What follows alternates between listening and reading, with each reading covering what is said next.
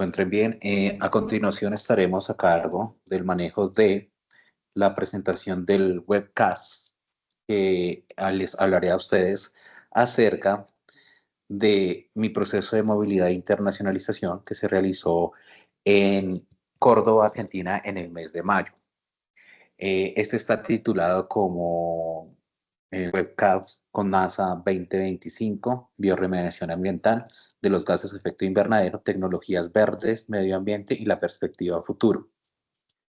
Este evento de CONASA 2025 fue organizado por la Universidad Nacional de Córdoba y tuvo mi presencia como en el Comité Científico Académico Internacional, representando a la Universidad Nacional Abierta y a Distancia, UNAD, por la Escuela de Ciencias Básicas y Tecnologías del CEAT Sogamoso.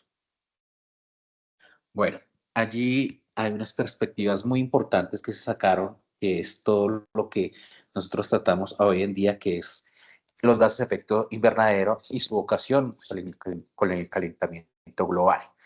Entre esos, pues somos conocedores nosotros que todos los gases de efecto invernadero cobran gran importancia, ¿cierto? Entre ellos encontramos dióxido de carbono, metano, óxido nitroso y ozono, ¿cierto? Dentro de las diferentes charlas que hubieron, se trató el tema ambiental y el tema ambiental aqueja principalmente a estos gases de efecto invernadero.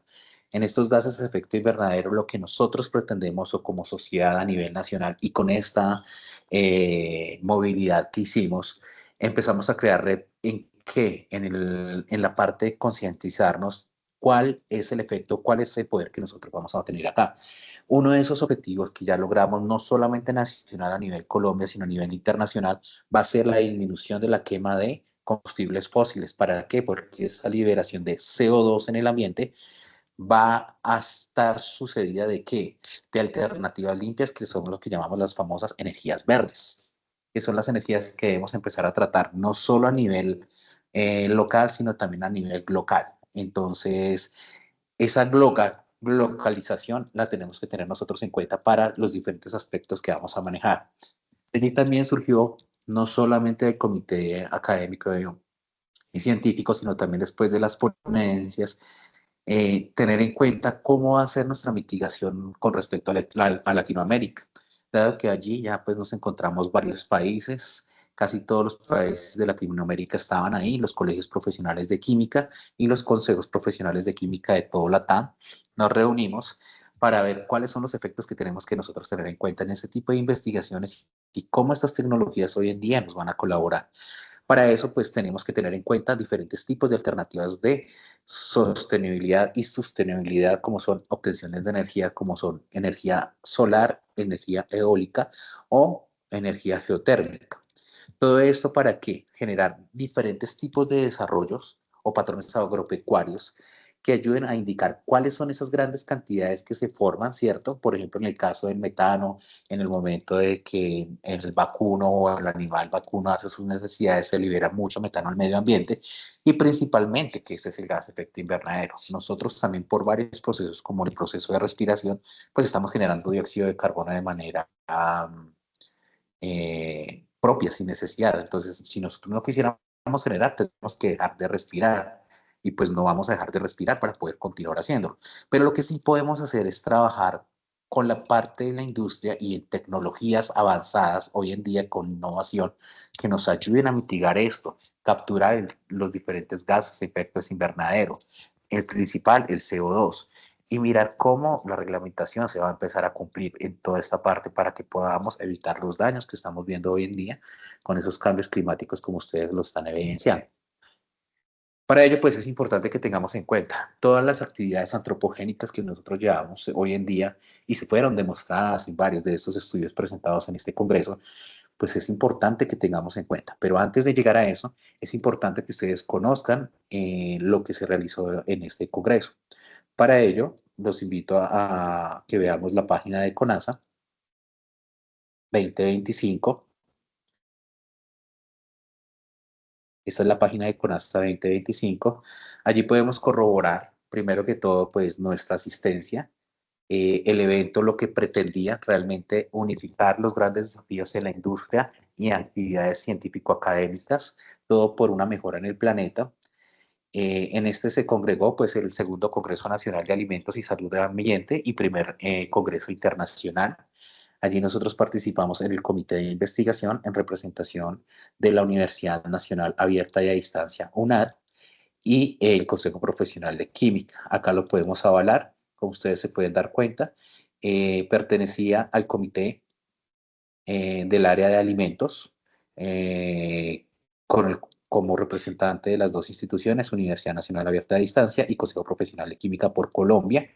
Y en la parte ambiental, también lo podemos corroborar, estaba también en representación del comité de investigación en esta área. Entonces, de allí cobra la gran importancia de por qué nuestros escenarios como investigadores y la UNAD nos tenemos que ir asociando y tener la visibilidad ya de un plano de investigación en el que seamos reconocidos.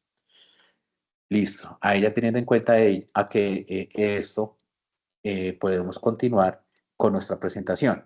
Ahí sí ya podemos decir qué fueron los temas que se trataron allí. Pues muchos de esos temas fue la contaminación, o sea, todos esos tipos de contaminación que estamos aportando al medio ambiente para llegar a la secuela hoy en día de ver esos cambios climáticos tan volubles que un momento hace sol, otro momento llueve, otro momento viento, otro sol y llueve, que son cambios totalmente bruscos que no habíamos visto en años anteriores.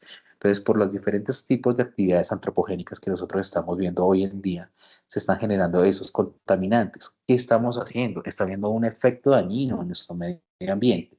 Y esto lo que hace es que a grandes concentraciones, que hoy en día estamos encontrando más de 400 partes por millón de dióxido de carbono en nuestro ambiente, que es el gas de efecto invernadero, el principal que nos está causando daño al medio ambiente, pues estamos empezando a ver el descongelamiento de los glaciales. Estamos viendo el calentamiento de 1 grado centígrado cada vez que estamos viendo todas estas perturbaciones que están afectando a nuestro medio ambiente. También es importante tener en cuenta que a hoy en día, con diferentes tipos, por ejemplo, lo que son los paneles de interrupción gubernamental del cambio climático, estamos viendo que pueden haber reducciones hasta el 50% en lo que se quiere hasta el 2050, pero eso es muy difícil si nosotros no cumplimos con las leyes o no tenemos claro esa cultura y legislación, cómo tiene que regularse y también partir por nosotros mismos como seres humanos que estamos afectando a nuestro entorno o a nuestro ecosistema. Entonces, para ello es importante que tengamos en cuenta que una de las más fuertes de atacar son los procesos, pero ¿cuáles procesos podemos nosotros, como se dice, trabajarlos con las tecnologías? Hay diferentes tipos, entre esos encontramos precombustión, oxidocombustión y poscombustión.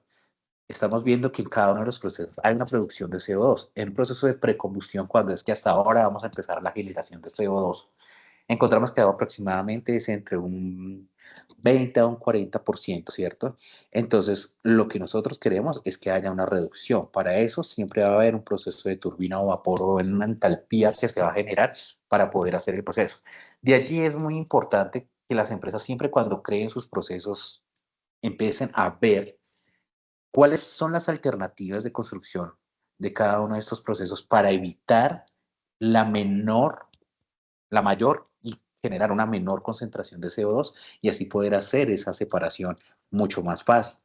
Hay otro tipo de etapas que es, por ejemplo, la oxicombustión. En esta oxicombustión estamos viendo que hay una generación de CO2, es la más alta, es aproximadamente el 83%. En ella, pues tenemos que empezar a hacer una purificación de CO2, pero eso significa para las empresas más costos.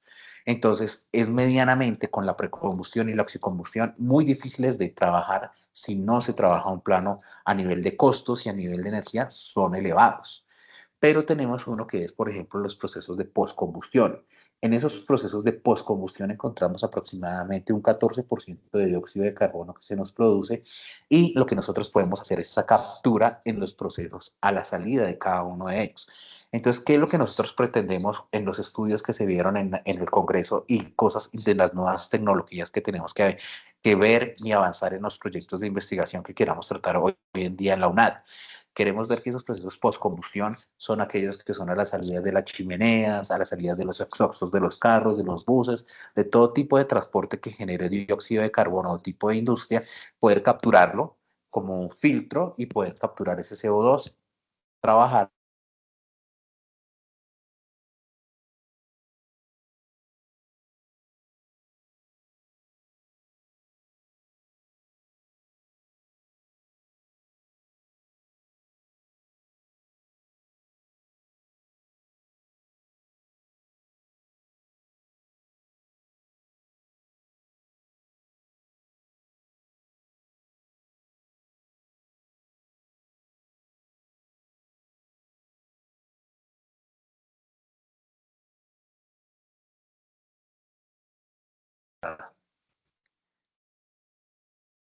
Ya, listo, volvimos.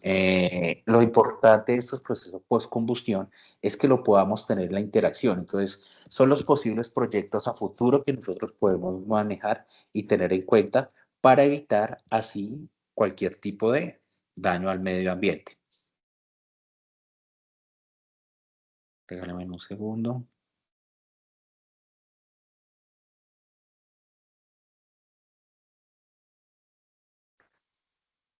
Bueno, continuamos. Entonces, para ello es importante que nosotros tengamos en cuenta cada uno de los aspectos a valorarse de esos tipos de metodologías. Entonces, para ello, regálame un segundo porque acá está saliendo. Listo. Bueno, tenemos que cada uno de esos aspectos debe jugar un papel importante a nivel ambiental. Entonces, una de las mejores etapas en la que se puede combatir que no sea tan costosa a nivel energético y a nivel económico es el proceso de postcombustión. Para ello, lo que nosotros necesitamos es empezar a trabajar. Como el evento también manejaba la parte de alimentos, una de las partes de alimentos que es importante de tener en cuenta es que muchos de esos alimentos generan residuos agropecuarios. Esos residuos agropecuarios no tienen hoy en día un manejo o una, como se dice, un valor agregado. Y entre ellos también, pues ustedes saben que la industria también genera, como por ejemplo las llantas. Muchas llantas, aparte de los residuos agroindustriales, se generan también a nivel ambiental. Entonces, ¿cómo podemos, a partir de esos diferentes residuos agroindustriales y residuos tanto del medio agrícola y el medio industrial, cómo podemos nosotros crear a partir de ellos y darles un valor agregado para que nos sirvan a una finalidad de poder absorber diferentes tipos de materiales? Entonces, de allí se concluyó que hoy en día las investigaciones manejan muchísimos residuos agroindustriales, materiales dignos celulósicos y, por ejemplo, a nivel industrial, uno de los más usado y que se está haciendo mayor estudio son las llantas por lo mismo cantidad o demanda que se genera de estos tipos de residuos sin tener ningún valor al medio ambiente y sí generando una contaminación al mismo. Para ello, entonces se van a utilizar diferentes procesos. Recuerden que hay dos tipos de procesos que podemos ver nosotros a nivel de química. En esos dos tipos de procesos que podemos ver a nivel de química encontramos el proceso de absorción y el proceso de absorción. ¿Cuál es la diferencia entre los dos? Cuando hablamos con absorción con B, el proceso es que viene nuestro absorbato, se absorbe nuestro material y queda intrínsecamente dentro del material.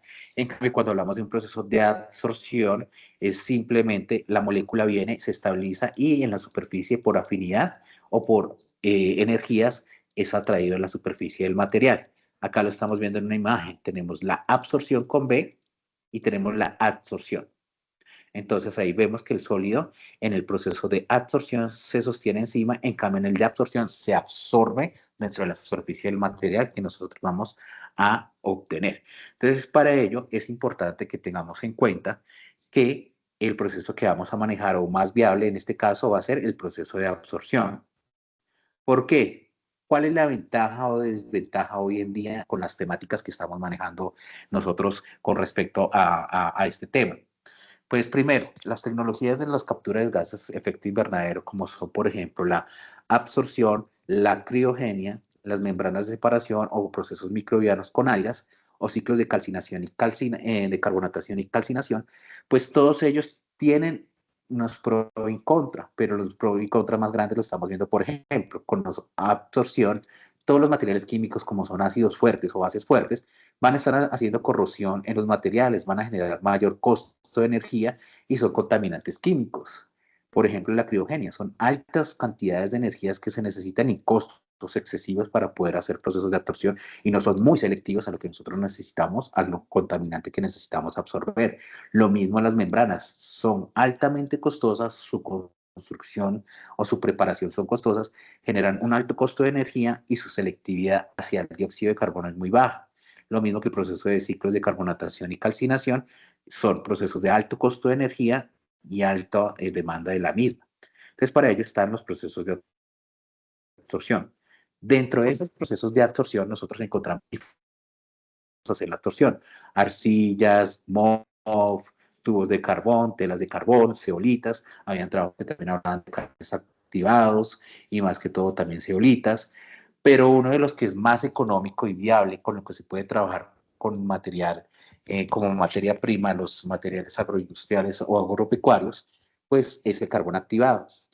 El carbón activado presenta varias presentaciones, lo podemos encontrar en pellets, lo podemos encontrar de manera granular, en manera de tubos, de espumas, y nosotros en este caso, en las investigaciones que en la masa hablaban los chicos, hablaban de la forma granular.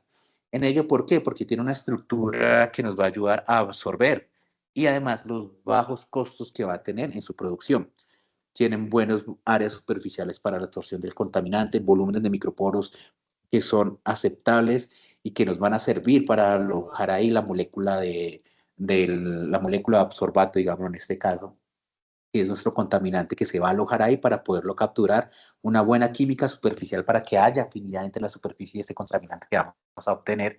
Y la temperatura también son papeles importantes que van a jugar en el proceso de absorción. Y esa interacción que va a haber entre el sólido y nuestro contaminante, que en este caso es el CO2. Para ello, existen diferentes tipos de métodos que nos mostraron durante el Congreso de preparación. Para ello encontramos que uno de los métodos más usados puede ser la activación, puede ser una activación física o química que se hace la carbonización y activación con CO2 o con vapor de agua, o una activación química que normalmente se hace con diferentes tipos de químicos, pero los más usados son el ácido fosfórico y el cloruro de sodio, el proceso de carbonatación, el proceso de carbonización y un proceso final de lavado. Para ello, entonces, el precursor podemos tener ese tipo de activaciones. Hay otro que es teniendo una preparación de un precursor, que puede ser sintético, como lo vimos con los MOF, las zeolitas, que pueden ser óxidos de silicio, óxidos de aluminio, y sintetizarlos como por ejemplo espumas cerámicas. Pero uno de los más utilizados son la información que se manejaba en el Congreso, que pudimos ver cuando evaluábamos los proyectos de los chicos y también de los estudiantes y también los estudiantes de posgrado y que mencionaban en la industria, era pues todo lo que trataba con materiales lignocelulósicos. ¿Qué son los materiales lignocelulósicos? Los materiales lignocelulósicos son aquellos que mantienen, son producidos o son obtenidos a partir de residuos. Por ejemplo, la cáscara de la naranja, la cáscara del plátano, la cáscara del coco, la cáscara del cuesco de palma, que fue uno de los estudios más vistos. Entonces, todas esas cáscaras o huesos de frutos son utilizados con las hojas o troncos. Les damos una utilidad y para ello después podemos seguir ese tipo de activaciones que ya mencionamos anteriormente. Entonces, tenemos nuestro precursor y diferentes tipos de activación de poder preparar estos materiales. Para ello, obtener los carbones activados que nos van a servir para nuestros procesos de absorción. En este, ¿qué sucede? Nosotros tenemos nuestra estructura que se forma del carbón. Hay macroporos que son las estructuras, los poros más grandes. Entramos a unos mesoporos que son las estructuras medianamente que nos van a ayudar como canales, como autopistas, donde se va a ir a introducir nuestro contaminante. Y realmente los microporos son estos pequeños donde se va a alojar y va a quedar atrapado y capturado nuestro analito en este absorbato de interés, que es nuestro contaminante, que es el CO2. Acá vemos una imagen de cómo pues entran las moléculas del CO2 y son movilizadas hasta llegar a donde sucede el proceso de absorción realmente en los microporos. Ellos colocaban en ejemplo una de las plantas más usadas y en Colombia también es una de las más. Recuerda que Colombia somos el cuarto país productor de palma africana. Entonces vamos a generar muchísimos residuos. Dentro de esos residuos está, al manejar la fruta, el cuesco de palma. Es una cáscara que es fuerte, tiene alta cantidad de carbono. ¿Y qué nos sirve? Pues, ¿qué sucede? Que en su producción hay un 5,8% de producción. Y a hoy en día, como se los mencioné, Colombia somos el cuarto país productor. Entonces, nosotros tenemos que estar atentos a eso. Hay un estudio que se presentó y es muy importante porque ¿qué? Nos está mencionando que en 1960 encontrábamos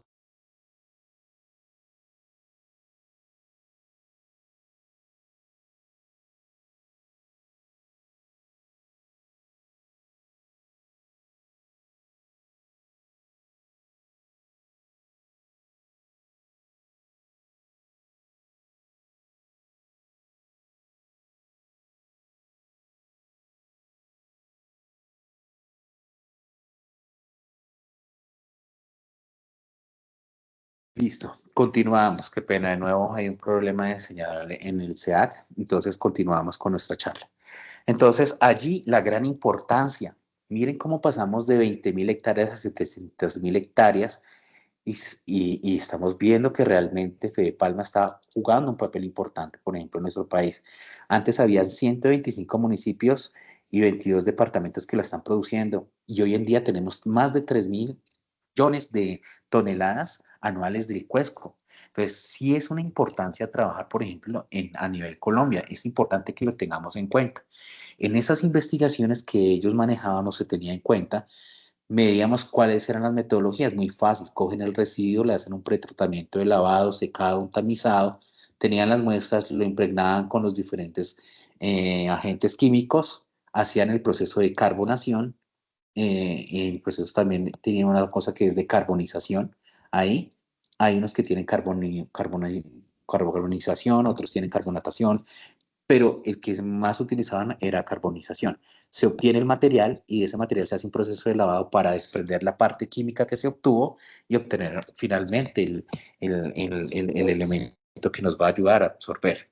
Entonces, para ello, las metodologías acá las estamos describiendo. Tenemos nuestro cuesco, por ejemplo, se hace el proceso de activación de sustancia química, se lleva a calentamiento el proceso de carbonización. Después de ese proceso de carbonización que se realiza, está nuestra estructura, nuestro carbón activado. Nosotros no podemos, vemos el carbono, vemos así sea de manera granular, pero no vemos estas pequeñas partes que sí microscópicamente lo podemos ver. Vienen las moléculas y son absorbidas de CO2 en los microporos. Entonces, para allí existen diferentes tipos de metodologías. Esas metodologías que nos van a ayudar a estandarizar si ese material que nosotros tenemos sirve, es idóneo o no es idóneo, son, por ejemplo, las técnicas de métodos gravimétricos, análisis elementales, análisis proximales y absorción física de nitrógeno para mirar cómo es la estructura dentro del material, si nos sirve o no nos sirve para la absorción del contaminante que nosotros queremos, en nuestro caso el CO2. También determinación de grupos funcionales, determinación de pH en el punto de carga cero y difracción de rayos X son los más usados en la ORCID. Y la espectroscopía infrarroja FTIR, que nos va a ayudar a ver qué grupos funcionales existen en el material y nos van a ayudar a la afinidad de la absorción del material. Para ello también hay otros, por ejemplo, cuando queremos ver cómo es una molécula internamente, está la microscopía electrónica de barrido. Está también la calorimetría de inmersión para ver cómo es el efecto entre el material absorbente con un líquido, por ejemplo, o con un gas. Entonces acá estamos ya tratando no solamente la contaminación atmosférica, sino también podemos analizar la contaminación hídrica de nuestros ríos. Y ya por último, pues las capacidades de absorción. En la mayoría de los estudios que se hacían, pues se hacían isotermas de absorción de CO2 a baja presión, calorimetrías de absorción de CO2 para ver cómo era esta absorción de CO2 y si era viable o no viable el proceso. Para ello, hacían muchos procesos de evaluación con cinéticas de absorción para ver si era importante que esos materiales que se formaron nos ayudaran al proceso de absorción. Entonces, para allá cobraba una gran importancia. Acá literalmente lo que yo quería hacerles en este webcaps era que ustedes conocieran un poco cómo va la tecnología hoy en día que se ha trabajado en Latinoamérica. En este congreso hubieron muchas expectativas y hay mucha perspectiva al 2027, que va a ser el próximo encuentro, de cómo se va a encontrar, cómo estamos ayudando a nuestras fuentes hídricas y atmosféricas. Por eso, 2027 será el tema agua, una importancia. En esta vez fue el tema tierra, en esta va a ser tierra-agua y la parte atmosférica que manejamos en 2025 fue muy importante. Entonces, de allí la gran importancia, el alcance que queremos obtener nosotros en el futuro. Pues el alcance que queremos obtener en el futuro es poder crear esos materiales que puedan ser absorbidos, analizados y nos ayuden a pasar a industrias como la que estamos viendo ahí, a pasar a industrias así, perdón, que acá se cerró, a industrias que son así contaminadas, a industrias que no estén manejando energías limpias y prevenir y empezar a eliminar esos efectos dañinos que están causando hoy en día en Latinoamérica los gases efectos invernaderos y por ende el calentamiento global, que es un tema muy alcanzado a nosotros. Pero hay que tener en cuenta una cosa que nosotros tenemos con nuestros ODS en la UNAD, ¿cierto? Ahorita lo vamos a hablar. Es importante que conozcan, este es el certificado que se nos entregó por haber participado en el Comité Académico Científico en el Segundo Congreso Nacional de Alimentos, Salud y Medio Ambiente, y primer Congreso Internacional organizado por la Universidad Nacional de Córdoba, y en el cual se unieron todos los países de la TAM para poder, con más de 1.300 asistentes, más de 70 ponentes y la evaluación de nosotros como comité científico, 20 personas. Se obtuvo un reconocimiento, el cual el reconocimiento se da para haber asistido, por haber participado en el comité científico y también por haber hecho el aporte de los estudios que se vienen haciendo hoy en día en la UNAD y cómo estamos viendo y cómo estamos sobresaliendo hoy en día como universidad. Es importante que tengamos también en cuenta que esa internacionalización tiene que ir muy de la mano a nuestro OIR, ¿cierto? Porque ese objetivo del Observatorio Intersistémico Regional juega un papel importante, por ejemplo, en nuestra región de Boyacá, que manejan muchísimos residuos y tenemos que darle un valor agregado. En nuestro último estudio que se realizó, trabajamos con semillas de guanábana, se obtuvo materiales de absorbentes de buena calidad y de buena absorción de CO2. Y era con la empresa de PESLAC. Se obtuvo un artículo Q1, obtuvimos un capital humano que fue un estudiante de maestría de la UPTC y los marcos de convenio que se hizo con la UNAD. Entonces, miren que eso es importante, porque todo va a tender a promover que la inclusión social y el desarrollo de los territorios y microterritorios. Entonces, implementar estas soluciones nos va a ayudar y nuestro objetivo, teniendo en cuenta lo que se pudo ver en CONASA 2025 en Argentina, bajo la representación mía y teniendo en cuenta que fue la representación de la Universidad Nacional Abierta de Distancia, universidad acreditada en alta calidad, ese de hoy en adelante evaluar y poder utilizar el OIR y la internacionalización para evaluar residuos generados en la industria y en el sector agrícola para dar un posible valor agregado. Buscar alternativas y metodologías que ayuden al proceso de bioremediación, tanto a nivel atmosférico como a nivel hídrico de la región, y tener el multipropósito de generar redes de desarrollo de carácter investigativo, como lo hicimos acá en CONASA. Fue muy importante unir estos, y es importante que ustedes, como docentes, estando en la Escuela de Ciencias Básicas, Tecnología e Ingeniería, en caso acá en la zona centro Boyacá, por el SEAD Sogamoso que estuvimos en representación, pues dar valor agregado a esto. Para ello, pues la gobernación de Boyacá va a ser un aspecto súper importante para nosotros. La corporación de Boyacá, que es Corpo Boyacá, universidades públicas y privadas y empresas generadoras de gases de efecto invernadero, y entre otras universidades nacionales e internacionales de la TAM, empezar a interactuar y ayudar a que todas estas tecnologías evolucionen y podamos tener un mejor mañana. Muchas gracias a todos. Este webcast es para ustedes, los docentes de mi escuela. Cualquier información que necesiten o estén interesados en que manejemos la parte de investigación, de lo que les acabo de comentar, lo que pasó en CONASA 2025, de la línea de investigación que manejo y cómo se asoció mucho al congreso en el que asistimos y representamos a la UNAD. Acá encuentran mi CVLAT, mi LinkedIn, mi ORCID, mi Google Score y mi Instagram si es necesario por buscar los canales. Nada, les agradezco muchísimo por la instancia de estar acá presente. Espero que este material, este webcast, nos ayude a nosotros a interiorizar y ver nuevas perspectivas que podamos tener en la investigación y poder evaluar diferentes aspectos a futuro y que nos ayuden a culminar, que esas movilidades tengan un efecto, cómo la investigación va a tener un efecto no solo nacional, sino internacional, y cómo empezamos a crear esas redes de cooperación, ya que estamos en el año de la reticularidad en la UNAD. Entonces, nada, invitarlos a mis profesores de las escuelas Ciencias Básicas, Tecnología e Ingeniería, no solo trabajar como escuela, sino también podemos trabajar de manera transversales con otras escuelas, para llevar la investigación en el mejor modo. Agradezco a ustedes su atención y doy por terminada este webcast. Entonces, nada, ya saben, cualquiera de mis contactos lo pueden encontrar más adelante. Voy a cerrar la cámara para que ya es la parte final.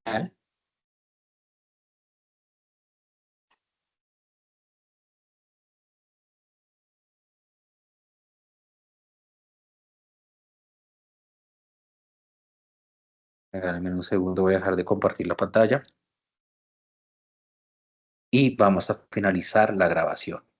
Muchas gracias a todos. Fue una experiencia muy chévere, enriquecedora, en la cual los invito a que ustedes también interactúen aquí.